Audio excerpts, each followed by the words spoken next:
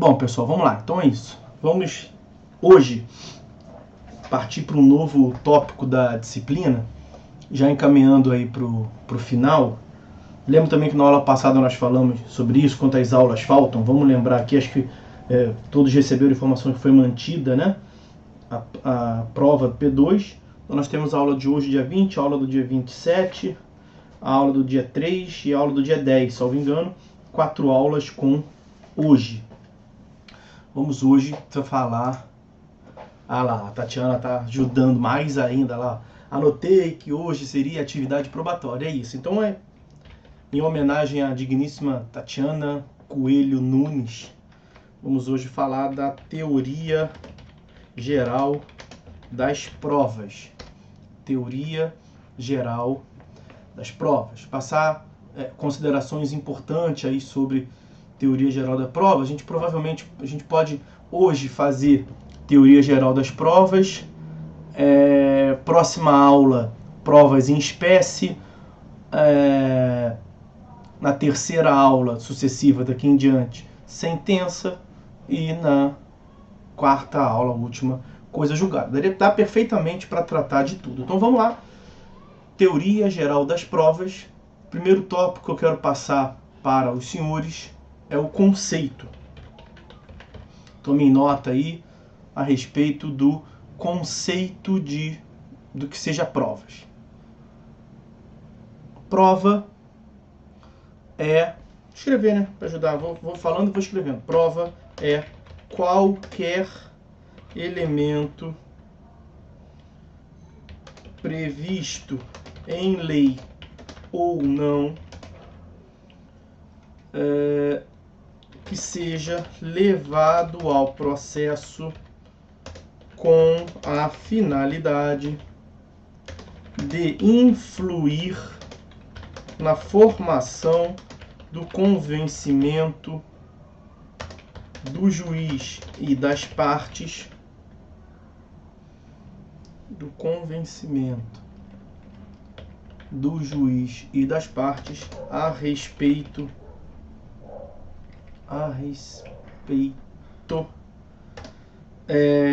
da veracidade das alegações sobre os fatos. Falar e escrever tem esse tempero aí, como diria o Jacan. Prova é qualquer elemento previsto em lei ou não que seja levado ao processo com a finalidade de influir, de influenciar na formação do convencimento do juiz e das partes a respeito da veracidade das alegações sobre os fatos. É só isso que é prova.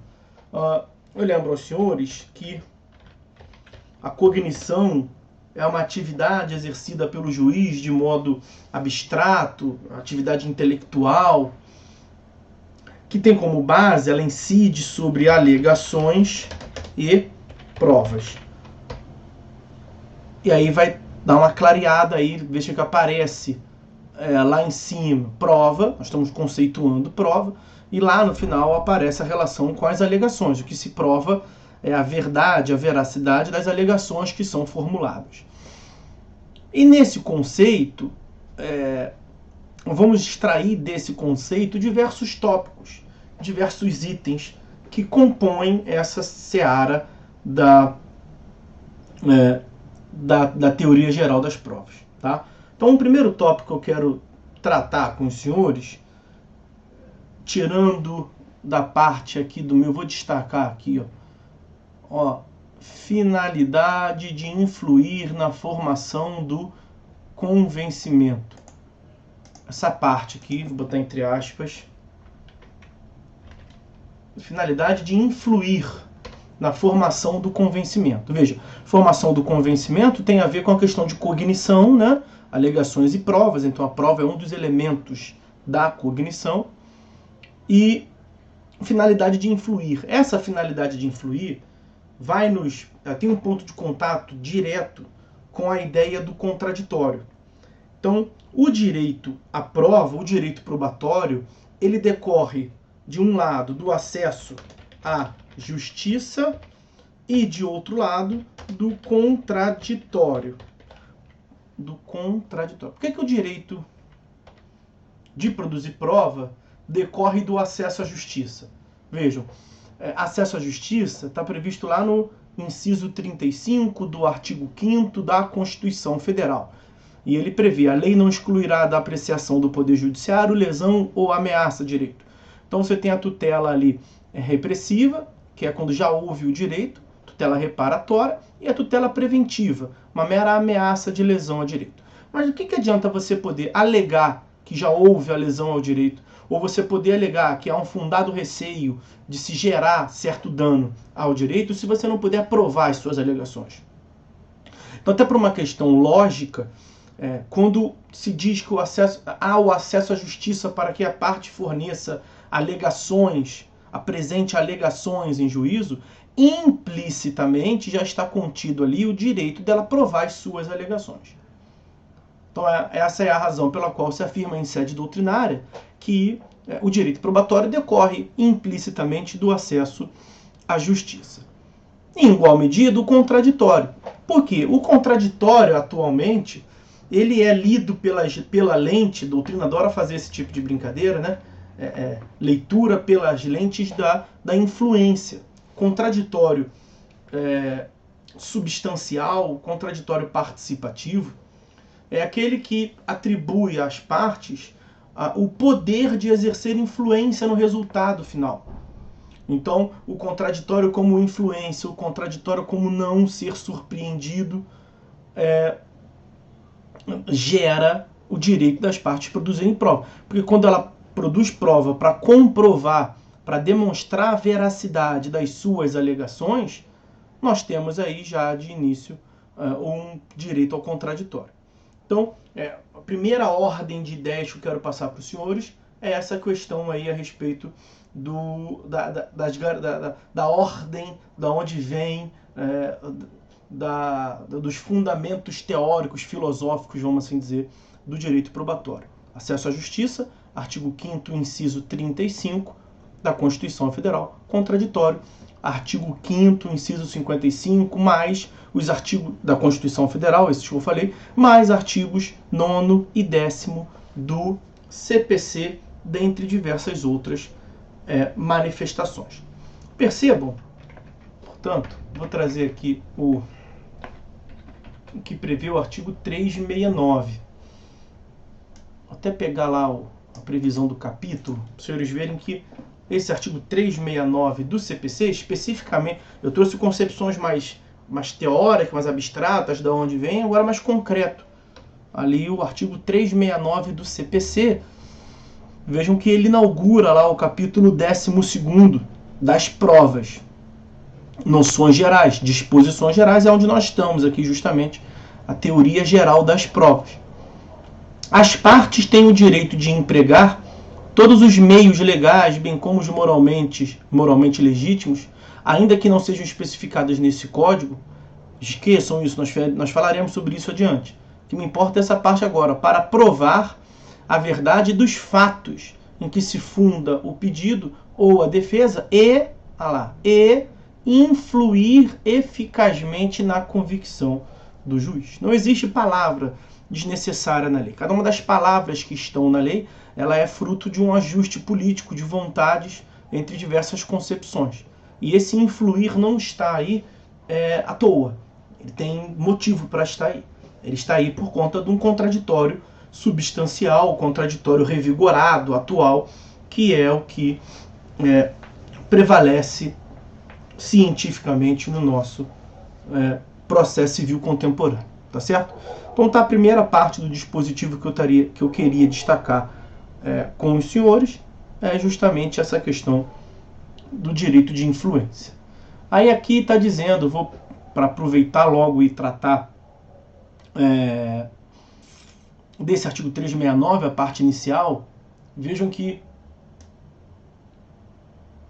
a parte inicial do conceito que eu formulei vai trazer a seguinte previsão, ó. Esperando aparecer para você. Aí. Prova é qualquer elemento previsto em lei ou não. Todo elemento que se leva ao processo para demonstrar a veracidade do que se alegou, aquilo é tido como prova. A prova pode estar prevista em lei, prova testemunhal, prova pericial, prova documental, que nós veremos na próxima aula, ou não. O fato de não estar previsto em lei não impede de ser utilizado aquilo como prova. Então veja, nós tivemos o código anterior redigido, aprovado em 1973 e a sua tramitação no Congresso se deu na década de 60. Então vejam o período que nós tínhamos, o quanto que aquilo era ultrapassado do ponto de vista que eu estou querendo dizer científico, de tecnológico, do ponto de vista tecnológico. Ele produziu efeitos até 2015.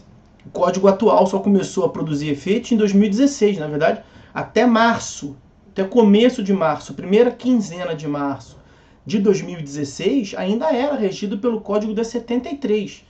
Vejam que não é a mesma sociedade, né, evidentemente. Não é o mesmo potencial de se demonstrar.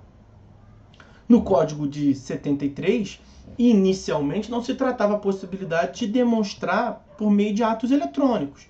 Era inconcebível lá em 73, em 60, quando se começou a fazer o código, que você pudesse demonstrar por meio de uma foto a fotografia digital, por meio da captação de áudio por aparelhos eletrônicos, por meio de um grande exemplo, a ata notarial, saindo um pouco desse aspecto tecnológico.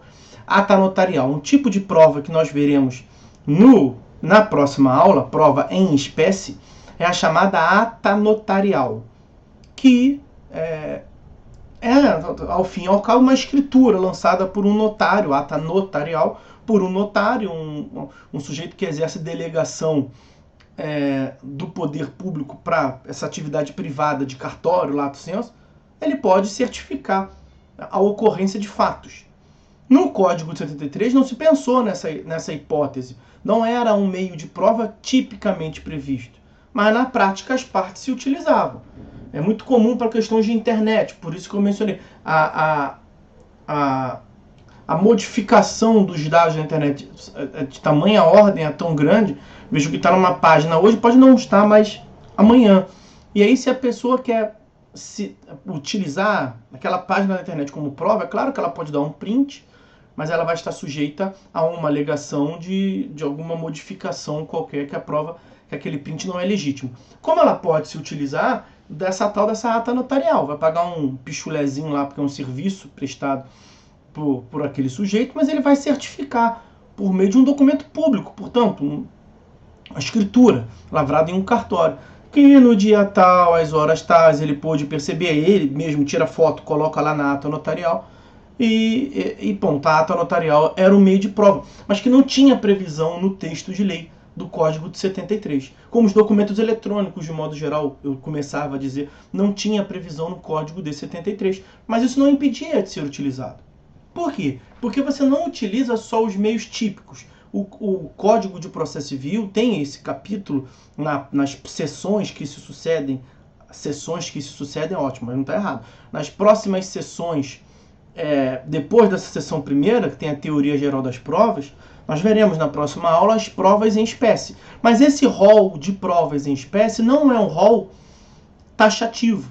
É um rol, portanto, exemplificativo. Pode existir outro tipo de prova. Pode ser, inclusive, que nós tenhamos uma prova em espécie, confissão, por exemplo. A confissão. A confissão é uma prova em espécie, da qual nós falaremos na próxima aula. Mas a lei traz os contornos, né? Os requisitos.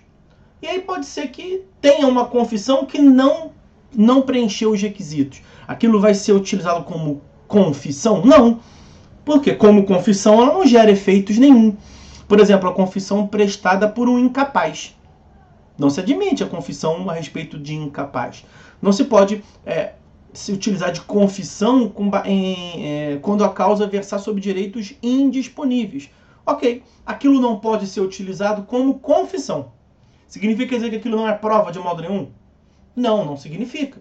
Porque aquilo pode ser utilizado como prova pelo juiz, na valoração que o juiz vai atribuir, mas não como prova, né? Não como confissão, como outro meio de prova.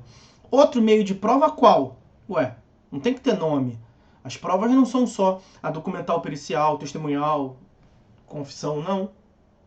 O juiz pode utilizar a prova, portanto, vejam, qualquer elemento previsto em lei ou não, é a parte inicial do 369. As partes têm o direito de empregar, vejam, direito da parte. Direito por quê? Decorre do contraditório, decorre do acesso à justiça. Tem direito de alegar, tem direito de empregar quais meios? Todos os meios legais no sentido amplo, bem como os moralmente legítimos. Então não precisa estar especificado no código, que não pode ser ilegítimo do ponto de vista moral, que evidentemente é um conceito jurídico indeterminado, que vai reclamar uma aplicação em concreto. Questões de família, por exemplo, é muito comum de se alegar esse moralmente ilegítimo ali, alguma proteção de honra e tudo mais, aí uma questão do caso concreto. Então, esse artigo 369, na parte inicial, primeira parte, assim como o meu conceito lá na parte inicial, traz o tão conhecido, a tão conhecida regra da atipicidade dos meios de prova. Ao invés de ser tipicidade, ou seja, só poderiam alegar aquilo que estivesse em lei, como a tipicidade penal, aqui a lógica é a inversa. É a atipicidade. Você pode utilizar tudo. Esteja previsto em lei ou não. Sei lá, daqui a um ano pode vir uma outra tecnologia, aí, sei lá. Aliás, por falar em outra tecnologia, vocês viram a informação que foi publicada pela NASA hoje, de que eles descobriram um universo paralelo? Que eu não tive nem estrutura de continuar lendo. Eu até li a matéria toda, mas tinha um link, eu não fui no link. Aí já tá demais, chega coronavírus, já tá Covid aí suficiente para dar uma pensada, uma chacoalhada na cabeça. Agora, universo paralelo? Porra, e a NASA colocou isso. Um universo paralelo que teria sido formado com um Big Bang. Formou o nosso universo e formou o universo paralelo. E não para por aí. Dê um Google. Saiu hoje. Esse universo paralelo, ele corre de trás para frente, ele corre ao reverso. Senhores, pelo amor de Deus, para com isso. Aí já é demais. 2020 é o ano, hein? Mas para pensar que é como se todo mundo, nesse universo paralelo, então ele gira em torno da lógica daquele filme de Benjamin Button, que o cara nasce velho e morre enquanto criança. Eu ia falar isso agora. Então você nasce criança e morre velho. Vai nascer velho e morrer criança. Eu não tenho nem... o Luciano, eu não tenho nem estrutura para pensar nisso, cara. Pô. Caraca, tem um universo paralelo desde o Big Bang, onde as coisas lá giram ao reverso. Universo, pelo amor de Deus. Eu não li não, mas depois eu vou ler para saber. Curiosidade. Procure. Porque, em que conclusão eles chegaram? O que levou a essa prova aí, a essa certeza? Pois é. Universo paralelo ao reverso. Aí já é demais. Só falta ter um líder lá, né, que vai vir aqui e vai tomar tudo de assalto. Heitor, se o senhor lê de si, vai saber que existe os mundos negativos e os positivos. Esse é o universo negativo, onde tem o Batman que ri. DC é o que? Histórias em quadrinhos? Aí não, histórias em quadrinhos é HQ, né? Não sei o que é esse DC, então se você puder me ajudar. É o Discovery Channel? Também acho que não, pelo que você falou, né? Aí o Eduardo colocou. O Heitor colocou assim, DC Comics. Então é isso. Eles encontraram, o Eduardo já leu. É isso aí, eles encontraram neurinos vindo do chão. Parece que é uma substância, uma molécula lá que deveria girar de um jeito e gira do outro. Os caras desenvolveram um estudo lá. É o coronavírus, é o universo paralelo e vem o Heitor com essas siglas pra gente decifrar. Aí quebra, Heitor. DC Comics, muito bem. Bota o português claro aí, meu irmão. O Eduardo, exatamente isso, Eduardo. Sim, foi um experimento no Ártico. Gente, isso me deixou estarrecido. Aí logo depois disso, eu até já começar a aula com essa observação, não fiz. Logo depois que eu li essa matéria, logo depois. Terminei de ler, ponto final, minha filha veio, pai, a minha TV queimou. Falei, caraca, já é o universo? Aí depois queimou o computador. Então, eu tava vendo a televisão, desligou a televisão sozinha. Enquanto eu fazia um negócio na PGM, desligou a televisão sozinha. Falei, cara, será que isso tem alguma coisa a ver, senhor? Então, já vou até deixar o aviso aqui, agora seriamente dizendo, se do nada desligar a aula, terminar a aula, a gente se fala no grupo lá, porque não sei se vai desligar. Eu tenho que dar um trato na parte elétrica aqui da casa, mas agora nesse período não sei como é que eu vou fazer. Eduardo, uma radiação de energia que achavam que viria do espaço, mas por causa dos obstáculos naturais não tinha como. Então, descobriram que vinha daqui mesmo. Deus que me perdoe. Então, Eduardo, supondo que eu vou esperar. Eduardo é funcionário da NASA?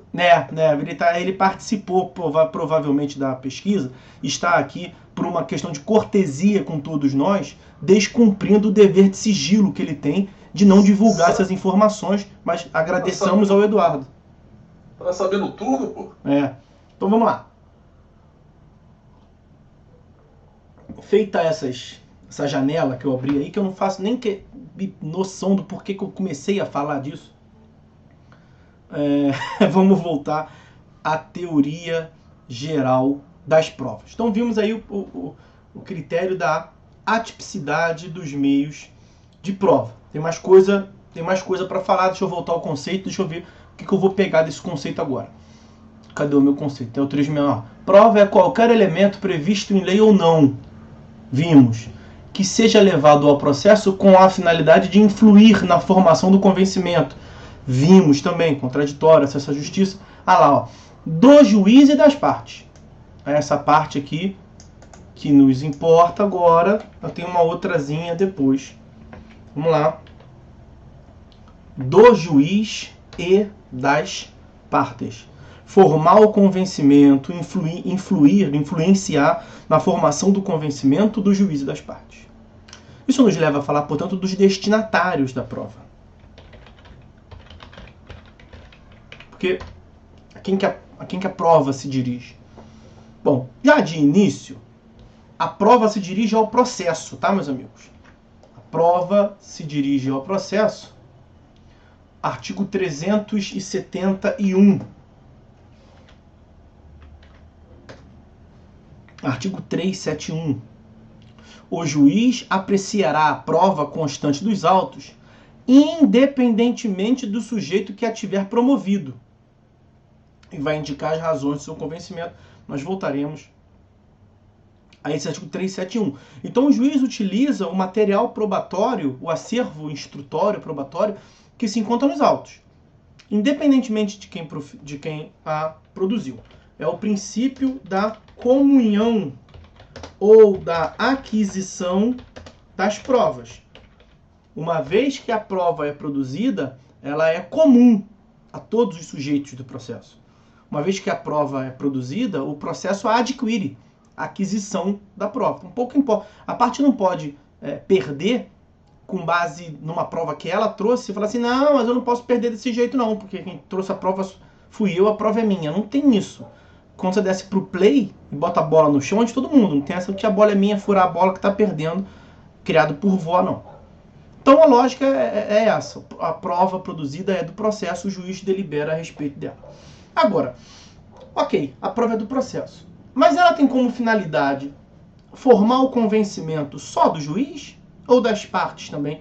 Quem são os destinatários da prova? A prova pertence ao processo, mas a quem ela se destina? Inicialmente, o entendimento tradicional era no sentido de que o destinatário da prova era exclusivamente e unicamente o juiz. Os senhores provavelmente vão encontrar muita doutrina falando isso, porque é um entendimento convencional, é um entendimento já enraizado no nosso sistema. A doutrina mais contemporânea vem refletindo sobre isso e dizendo que não. Primeira consideração que eu quero dizer, quando se diz que não é que não pega o juiz. Não é que o juiz não é um dos destinatários. Evidentemente que o juiz é.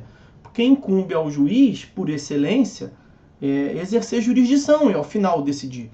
Então, para que o juiz decida, exerça a jurisdição em concreto, ele tem que estar convencido. Para que ele esteja convencido, vai incidir alegações e provas / presunções. do que nós já falamos aqui. Então, evidentemente, não tem dúvida, isso não paira dúvida na doutrina a respeito de que o juiz é um destinatário. A dúvida é, portanto, e eu já acabei de dizer o porquê que ele é naturalmente um destinatário. A questão está em saber se o juiz é o único destinatário ou se as partes são também destinatárias. Eu não tenho dúvida de afirmar que as partes são também destinatárias. Nós falaremos adiante, na segunda metade da aula, de um direito autônomo à prova. A doutrina mais contemporânea defende isso também. Um direito que decorre de produzir prova independentemente de ter uma ação em curso.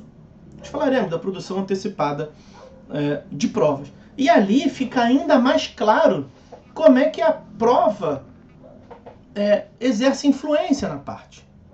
Nós não precisamos adiantar o conteúdo desse direito autônomo à prova, da produção antecipada de prova, para explicar isso. Não é necessário. Imagine um processo em curso mesmo. Processo em curso. A parte traz uma prova.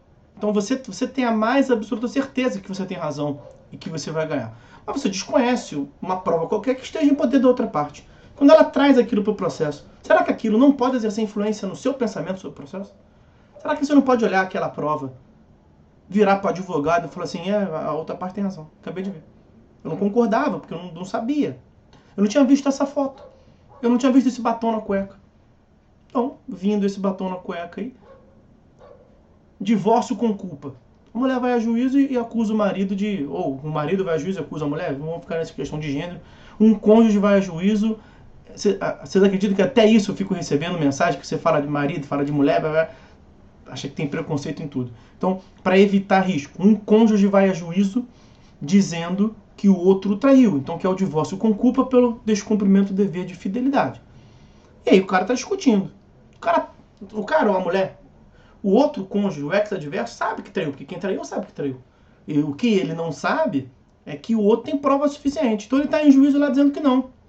Que ele quer tiro, porrada e bomba. Aí vem um vídeo no processo. Vem áudios no processo. Vem fotos, tudo prova documental. Prova documental, já para ir adiantando, prova documental não é só documento literalmente redigido, escrito, né? Tudo quanto é tipo de percepção do mundo fático em um documento é prova documental. Pode ser um documento audiovisual, pode ser um vídeo, pode ser uma foto, câmera digital. O cara olha, vira para o advogado e fala assim, aqui não vamos discutir mais não. Reconhece a procedência do pedido aí, que eu me estresso menos. Ela tendo esse tipo, ela ou ele, outro cônjuge, tendo esse tipo de prova aí, eu não tenho como dar murro em ponta de faca, eu também não vou ser louco o suficiente. Reconhece a procedência para ver se a gente paga menos de custas, menos de honorários, vamos acabar com essa discussão. Ou pede para suspender o processo aí, por favor. Peticiona, artigo 313. Pede para suspender o processo que eu vou fazer um acordo com ela. Pede para o juiz me dar um mês que eu vou chegar a um acordo com ela. Mas será que a prova carreada aos autos não pode convencer a outra parte? É claro que pode. Então, veja. Um último exemplo. Então pode ser uma questão de reconhecimento da procedência do pedido. Pode ser uma questão de formular um possível acordo, uma autocomposição. Ou a prova veio aos autos. O juiz sentenciou. Não deu nem o tempo do camarada se pronunciar. O juiz sentenciou. Sentenciou, tornando ele sucumbente, de modo que o nosso cliente aí perdeu. Tá tudo provado. A gente olha e fala, não tem o que fazer. Tem que você olha no processo e fala assim, perdeu, não tem o que fazer. Vai ficar dando de maluco aqui. Você faz lá o que tiver legitimamente ao seu alcance, mas fora isso, você já sabe que o resultado não vai ter muito como fugir. E aí vem a sentença que você esperava.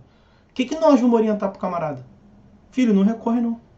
Não recorre, porque não vai ter como reverter isso aqui. A não ser que tenha ocorrido alguma invalidade no processo, alguma nulidade. Tem! Não tem. Batom na cueca. Então, filho, deixa eu, como advogado, lhe advertir. Se você recorrer, os seus honorários que você foi condenado a pagar para o advogado da outra parte, honorários sucumbenciais, podem ser majorados. Os senhores verão isso, se não viram isso já em teoria geral do processo, verão em recursos. Quando a parte recorre e perde, se mantém a decisão recorrida, aumenta-se honorários sucumbenciais. São os honorários sucumbenciais em grau de recurso. Artigo 85, parágrafo 11. 85, parágrafo 11. Então você tem que advertir o camarada. Se possível, adverte por escrito. Sabe aquele consentimento informado? Ah, você quer mexer nos seios, mas eu não acho recomendável pela sua idade, mas eu quero muito. O médico não pede? Ah, então, consentimento informado. Se der ruim aí, você não vai botar a culpa em mim. É uma coisa de advogado. A prova trazida aos autos não pode convencer a própria parte para não recorrer e o advogado para sugerir não recorrer? É evidente que sim. Então, o fato do juiz ser o destinatário por excelência, o destinatário, não se coloca isso em dúvida. Mas não quer dizer que a outra parte, a parte adversa, pode restar realmente convencida da veracidade de um fato. Ela pode estar em juízo discutindo porque ela não está convencida. Nós não podemos ter sempre a ideia de que o réu é um grandíssimo de um filho da puta, que sabe de tudo e está ali só para postergar o processo. Às vezes o cara pode estar querendo discutir em juízo e alegar que ele não tem que pagar, que ele não tem que cumprir, que ele não tem que fazer providência qualquer, porque ele está achando que ele tem razão. E vem a prova que mostra, ele reconhece que não tem razão. Isso não influencia nele? Evidentemente que sim. Então, me parece que a doutrina até majoritária, tá? Se você for pegar do ponto de vista quantitativo, a doutrina majoritária vai dizer que destinatário é o juiz, ponto final, ponto parágrafo. Porra, o juiz não é o único sujeito que atua no processo. Então, me parece que a doutrina melhoritária, não acho mesmo que é majoritária, mas a melhoritária vai dizer juiz, regra geral, por excelência, e as partes também. A parte adversa, uma parte pode comprovar a outra, e isso vai influenciar na sua conduta processual. Ok? Vamos matar ali o conceito? Prova é qualquer elemento previsto em lei ou não que seja levado ao processo com a finalidade de influir no convencimento, na formação do convencimento. Veja, convencimento do juiz e das partes a respeito da veracidade das alegações sobre fatos. Então vou colocar aqui embaixo. Acho que deu uma